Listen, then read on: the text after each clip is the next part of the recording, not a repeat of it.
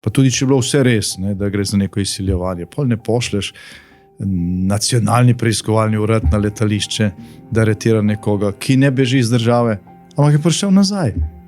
Mislim, to je tako, da bi en tangovski bataljon poslali na skupino vojakov s starimi puškami. Ne. Danes se govori o svobodi medijev, namesto o svobodi človeka, da se lahko izraža. Svobod. Si želite, da bi s kom, ki je zdaj pokojen, preživeli več časa? Ja, z veliko ljudmi. Ja. Lahko ga izpostavite? Mojega pokojnega tasta, ki je umrl pred kratkim.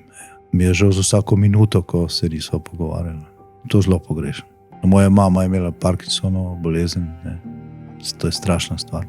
Se vidiš tisto praznino v očeh. Mislim, varnost Ljubljane je najslabša doslej. Ne.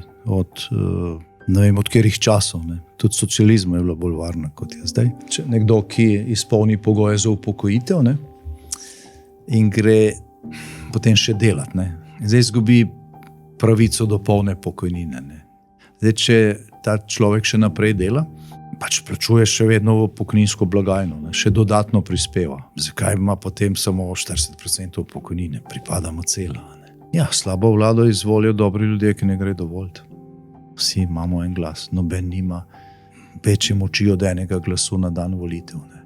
In če ga takrat to ne izkoristiš, imaš še vedno pravico jamrati, ne, ampak nisi ravno verodostojen.